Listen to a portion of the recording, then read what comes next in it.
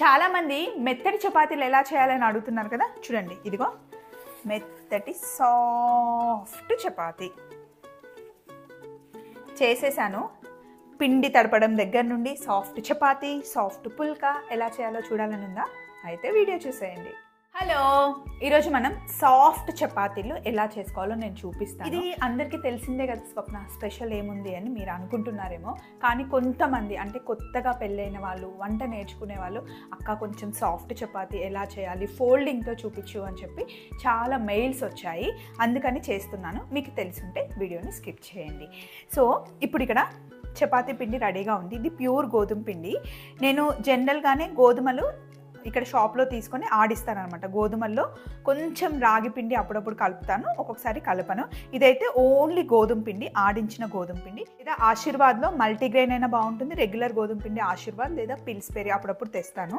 గోధుమ పిండిలో కొంచెం ఉప్పు వేసుకోండి, కొద్దిగా ఉప్పు వేసుకొని ఒకసారి కలుపుకున్న తర్వాత వాటర్ వేయండి. కొంతమంది హాట్ వాటర్ వేయమని చెప్తారు, బట్ నేనైతే వేయను. రెగ్యులర్గా నీళ్ళతోనే తడుపుతాను అన్నమాట.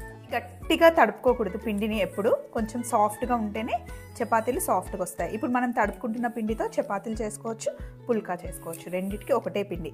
అదే పూరి కనుకోండి, కొంచెం సుజీ రవ్వ, గోధుమ రవ్వ యాడ్ చేస్తే బాగా వస్తుంది.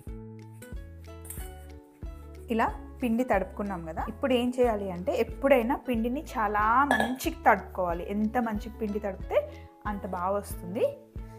ఇలా ఒకసారి పిండి తడుపుకున్న తర్వాత నేను ఏం చేస్తానంటే కొంచెం ఆయిల్ వేస్తాను. పిండిలో మంచిగా కలిపేసుకోవాలి. ఇలా ఎంత నీడ్ చపాతీ అంత బాగా వస్తుంది. వేసిన ఆయిల్ అంతా లోపలికి వెళ్ళిపోవాలి.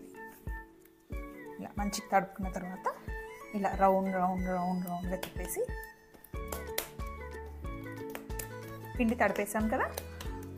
ఇప్పుడు ఒక బౌల్లో పెట్టి అట్లీస్ట్ గంట సేపు అయినా పక్కన పెట్టేయాలి. ఇలా క్లోజ్ చేయాలి. ఓపెన్గా పెడితే మళ్ళీ డ్రై అయిపోతుంది. క్లోజ్ చేసి ఒక గంట తర్వాత చపాతీ చేస్తే సూపర్గా వస్తుంది. ఒక గంట ఆగి చపాతీ ఎలా చేయాలో చూద్దాం. ఒక 1 అవర్ తర్వాత ఇప్పుడు మనం చపాతీలు చేసుకుందాం. ఈరోజు చపాతీలు ఇంకా పుల్కాలు ఎలా చేయాలో రెండు చూపిస్తాను నేను. చపాతీ చేసేటప్పుడు ఎప్పుడు ఇలా చక్కగా పిండిని టక్ చేసుకోవాలి, కిందకి ఇలా రావాలన్నమాట. ఇలా చేసిన తర్వాత ఎప్పుడు పిండిలో ఇలా ముద్దని ముంచుకోవాలి. పిండి తీసుకున్న తర్వాత మళ్ళీ వెంటనే క్లోజ్ చేసేయండి, పిండి డ్రై అవ్వద్దు. ఫస్ట్ ఇలా రౌండ్గా ఒత్తుకోండి, పక్కన పెట్టేయండి. మళ్ళీ సెకండ్ కూడా ఇలా రౌండ్గా ఒత్తేసి, ఎన్ని చేయాలనుకుంటే అన్నీ ఇలా ఒత్తేసుకొని పక్కన పెట్టేసుకోండి. ఇప్పుడు మీరు నెయ్యి వేసుకుంటారా, ఆయిల్ వేసుకుంటారా అన్నది మీ ఇష్టం. కొంచెం ఆయిల్ మధ్యలో వేసుకోండి. వేసిన తర్వాత కాస్త పిండి ఇలా మిడిల్లో అప్లై చేసి ఫోల్డ్.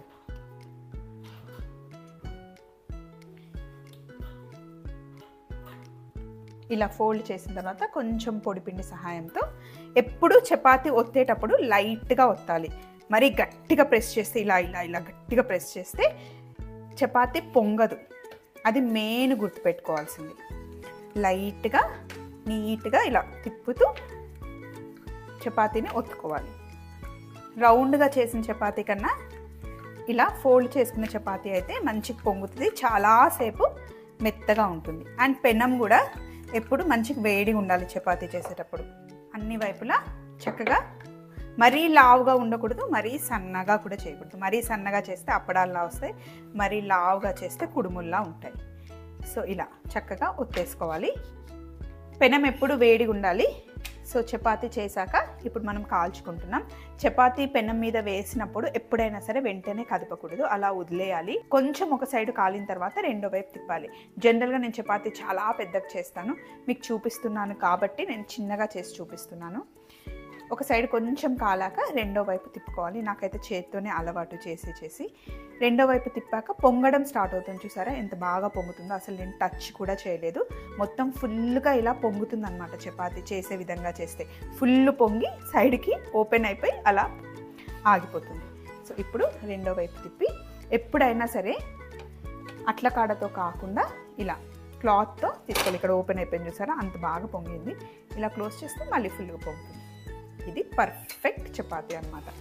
ఇష్టం ఉంటే ఆయిల్ అయినా గీ అయినా వేసుకోండి, ఏం వేయకున్నా కూడా చాలా బాగుంటుంది. ఎందుకంటే లోపల కొంచెం నేను ఆయిల్ పెట్టాను కాబట్టి. ఈ స్టేజ్లో మీకు కావాలి అంటే కొంచెం ఆయిల్ అయినా నెయ్యి అయినా వేసుకోండి, మీ ఇష్టం. లైట్గా ఆయిల్ వేస్తే బాగుంటుంది, కొంచెం సాఫ్ట్గా ఉంటుంది అన్నమాట. చూడండి ఎంత బాగా పొంగిందో చపాతీ. ఫస్ట్ చపాతీ చేసి చూపించాను కదా, ఇప్పుడు పుల్కా చేపిస్తాను చూడండి. పుల్కాకి చపాతీ పిండి కొంచెం చిన్న సైజులో తీసుకోవాలి. ఒక 2 పుల్కాలు చేద్దాం. చిన్న సైజులో తీసుకోవాలి. పుల్కాకు కూడా పిండిలా టక్ చేసుకోవాలి. ఎప్పుడైనా సరే గుర్తుపెట్టుకోవాల్సింది, రౌండ్గా వస్తాయి ఇలా చేయడం వల్ల. సో పిండిలో ఇలా ముంచేసి పుల్కాకి మనం ఆయిల్ నెయ్యి ఏం పెట్టం, ప్లెయిన్. ఒత్తడం ఎప్పుడు మనం నీట్గా మెల్లిగా పైననే ఒత్తాలి, ప్రెస్ చేయకూడదు ఎప్పుడు గట్టిగా. ఎక్కువ పిండి వేయకూడదు, పుల్కాల పైన తేలిపోతుంది. కొంచెం పిండితోనే మంచిగా చేసుకోవాలి. పెనం మళ్ళీ వేడిగా ఉండాలి. మామూలుగా పుల్కా చేసేటప్పుడు చాలామంది పుల్కా స్టాండ్ అది వాడతారు. అసలు నేను ఎప్పుడు వాడని, నా దగ్గర కూడా లేదు అది. నేను ఎప్పుడు పెనం మీదే చేస్తాను. ఫస్ట్ పుల్కా పొయ్యి మీద వేసిన తర్వాత చూడండి, అస్సలు కదపకూడదు. ఒక సైడ్ లైట్గా కాలిన తర్వాత మెల్లిగా రెండో వైపు తిప్పాలి. నాకు చేత్తోనే అలవాటు చేసి రెండో వైపు కాస్త కాలిన తర్వాత ఇప్పుడు మనకి ఇలా లైట్గా మార్క్స్ రావాలి. చూడండి ఇప్పుడు ఆటోమేటిక్గా అదే పొంగుతుంది. నేను అసలు టచ్ కూడా చేయట్లేదు. పుల్కా చేస్తే ఫుల్గా పొంగితేనే బాగుంటుంది అన్నమాట. ఇలా రౌండ్గా పొంగాలి. ఇప్పుడు ఇలాగే అన్ని పుల్కాలు చేసుకోవడం.